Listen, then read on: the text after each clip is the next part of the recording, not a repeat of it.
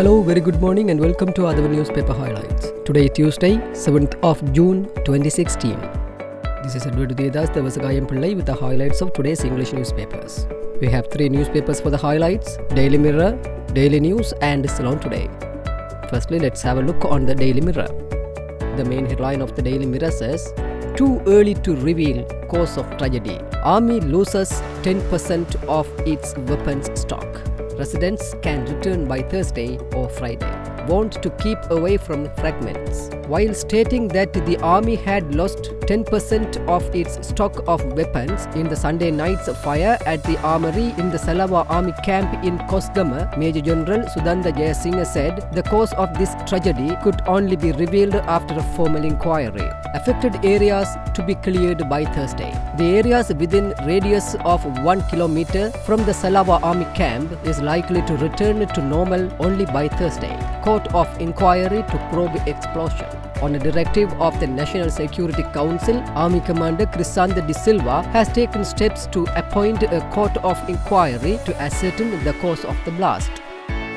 JVP says, "We will support no-faith motion against Ravi." The Janata Vimukti Peramuna said yesterday it would support the no-confidence motion to be moved against Finance Minister Ravi Karunanayake. Gota says, "I can even be the first in charge."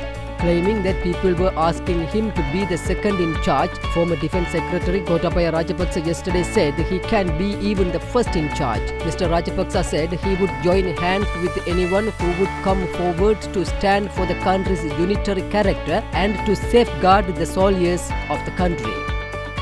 Sri Lanka Medical Council refuses to register 30 SAITM students. The Sri Lanka Medical Council has reportedly refused to register the first batch of 30 medical students who had passed out from the South Asian Institute of Technology and Medicine.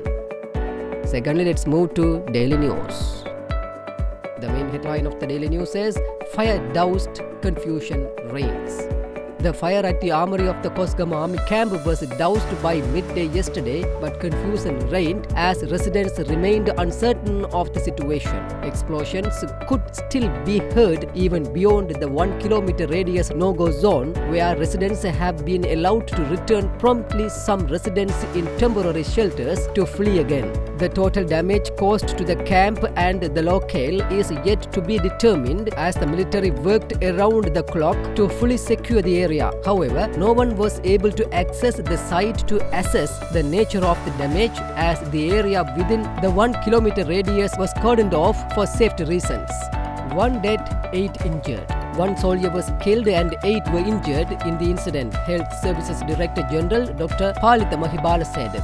2 injured persons were admitted to the Avisawala Hospital and one of them was transferred to the Kandy Hospital for further treatment. 5 injured persons were admitted to Karawandala Hospital and another was admitted to Homagama Hospital. Around 39 others were hospitalized for smoke inhalation before being released.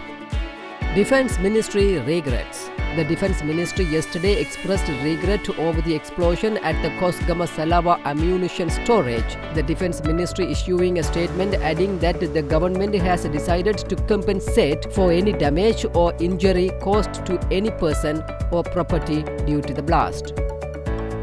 Basil granted bail. Former Economic Development Minister Basil Rajapaksa, arrested by the Financial Crimes Investigation Division over a land issue yesterday morning, was granted bail by the Pagoda Magistrates Court. Rajapaksa had been summoned by the FCID yesterday to obtain a statement in connection with a money laundering case. The FCID is carrying out an investigation into the purchasing of land in Orthota Road, Gambaha and its constructions. FCID investigations conducted since last October have revealed that over 20 million rupees has been spent to purchase and construct the Gambaha land. Finally, let's move to Ceylon Today. FCID reports to court on Namal's bank accounts. The Financial Crimes Investigation Division yesterday submitted a report to the Colombo Magistrates Court on the bank accounts belonging to Hambantota District United People's Freedom Alliance parliamentarian Namal Rajapaksa. Salawa Army Camp blast, CID probing.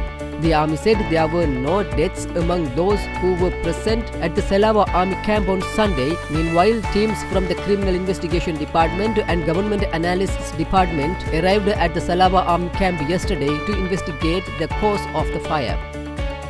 President tweets condolences to dead soldiers, loved ones and of action he would take. President Maithripala Sirisena has directed all authorities to take whatever swift action deemed necessary for the safety of residents of the area following the fire at the armory of the Salawa Army camp. Furthermore, President Sirisena expressed his condolences via a Twitter post on the loved ones of the soldier who succumbed to injuries on Sunday night's fire at the Kosgama camp. Accordingly, President Sirisena and Prime Minister Ranil Wickremesinghe has instructed the Criminal Investigations Department to conduct an investigation into the fire and subsequent explosions at the Kosgama Salawa Army camp. Minister Sagala Ratnayaka said investigations have already commenced. With that, let's come to an end of today's paper highlights. We will come with more news tomorrow morning. Thanks for listening to Athavan Newspaper Highlights.